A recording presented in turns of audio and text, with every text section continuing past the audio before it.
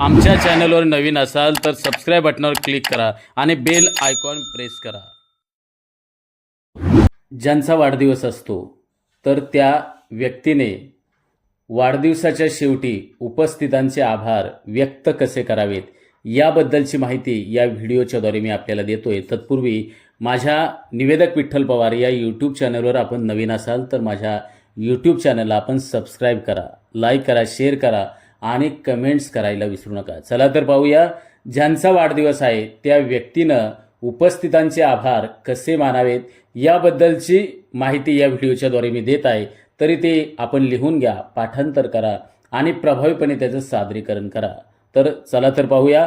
आता उरलो उपकारापुरता। आज माझ्या वाढदिवसाच्या दिवशी आपण प्रत्यक्ष उपस्थित राहून तसेच सोशल मीडियाद्वारे कॉल करून प्रत्यक्ष अप्रत्यक्षरित्या शुभेच्छा दिल्या हे माझ्यासाठी अवर्णनीय आहे। तुमच्याकडून मिळालेल्या शुभेच्छांनी व आशीर्वादांनी आजचा माझा दिवस आनंदमय झाला। तुमच्या प्रेमळ संदेशासाठी, मनपूर्वक शुभेच्छांसाठी मी अत्यंत आभारी आहे।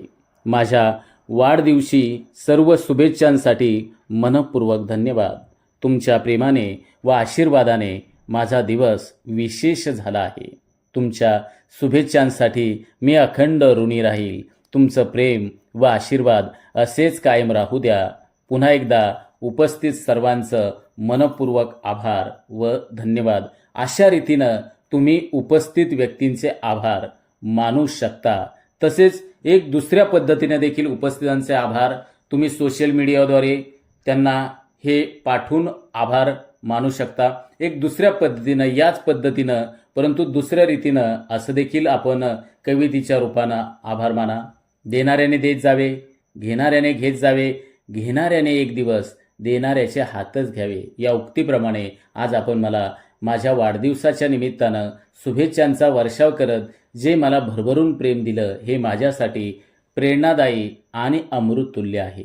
माझ्या सर्व प्रिय मित्रांनो, मैत्रिणींनो, मार्गदर्शक, माझे सर्व हितचिंतक यांनी व्हॉट्सॲपवर, फेसबुकवर, मेलवर तसेच सोशल मीडियाच्या विविध प्लॅटफॉर्मवर तसेच कॉल करून प्रत्यक्ष भेटून देखील वाढदिवसाच्या शुभेच्छा दिल्यात।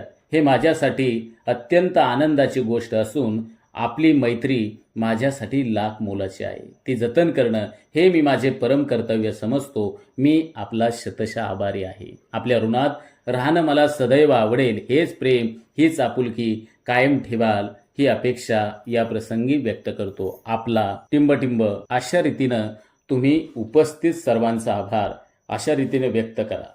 आमच्या चॅनलवर नवीन असाल तर सबस्क्राईब बटनावर क्लिक करा आणि बेल आयकॉन प्रेस करा।